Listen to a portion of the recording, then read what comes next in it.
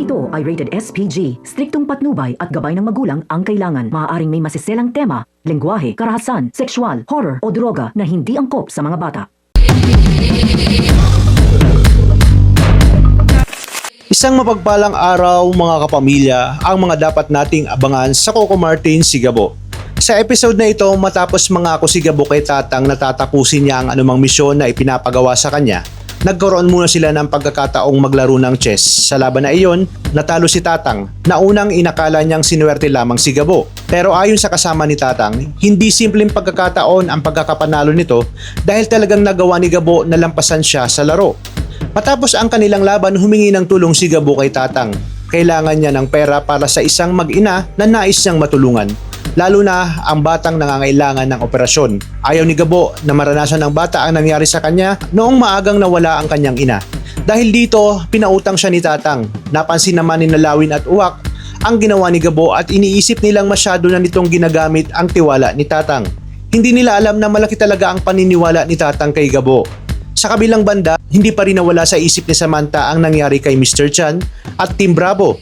Marami ang naiwan na nagluluksa habang sinusubukan naman niyang malaman kung paano nalaman ng mga Zafra ang kanilang kinaroroonan at kung paano nila naisagawa ang pananambang.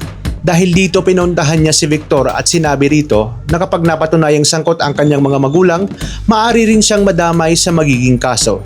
Kasabay nito, patuloy ding hinahanap ni Samantha ang lalaking mahaba ang buhok na may motorsiklo pero wala siyang matukoy na kinaroroonan nito.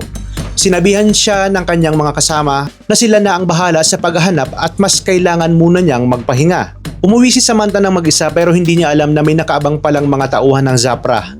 Pinangunahan ni Lucas ang pag-atake at tiniyak nilang wala siyang kasama. Nang makita nilang nag-iisa si Samantha, agad nila itong pinaputukan. Nakaganti naman siya pero nahirapan siyang lumaban dahil wala siyang backup. Agad siyang tumawag sa kanyang mga kasama upang ipaalam ang nangyari. Nakarating kay Delgado ang balita at agad niyang hinarap itong si Victor. Tinanong niya kung may kinalaman ito sa pananambang kay Samantha. Ngunit lalo lamang siyang nagalit nang marinig ang sagot ni Victor tungkol sa sinapit ng agent. Ipinapahanap agad ni Delgado si Samantha. Ngunit nang dumating na ang kanyang mga tauhan sa lugar, wala na roon ang mga Zafra at wala rin silang natagpo ang Samantha. Samantala, iba ang nangyari sa kabilang lugar. Natagpuan ni Gabo si Samantha ng walang malay matapos itong makaligtas sa pag-atake. Dinala niya ito sa kanilang bahay at ginamot ang tama nito sa balikat. Kinaumagahan, hindi pa rin nagigising si Samantha. Nang malaman ni na Ricardo at Osabel ang nangyari, lalo silang nag-alala dahil walang natagpo ang bangkay sa lugar ng pananambang. Galit naman si Osabel kay Ricardo at sinisi siya sa nangyayari sa kanilang anak. Dahil naniniwala si Ricardo na may kinalaman ng mga Zafra, pinuntahan niya si Mariano sa 10 ng kanyang mga tauhan at nagtungo sa mansyon at agad siyang sinalubong ni Mariano at ng mga tauhan nito. Nagkaharap sila ng parehong nakatutok ang mga baril bago diretsahang itanong ni Ricardo kung nasaan ang kanyang anak na si Samantha. Itinanggi ni Mariano na nasa kanila si Samantha pero hindi umatras si Ricardo. Binalaan niya si Mariano na kapag may masamang nangyari sa kanyang anak, tuluyan nang matatapos ang kanilang pagkakaibigan at wala na siyang balak ipagpatuloy pa ang kanilang ugnayan. At dagdag pa nga niya na ituturing niya na itong kalaban simula ngayon.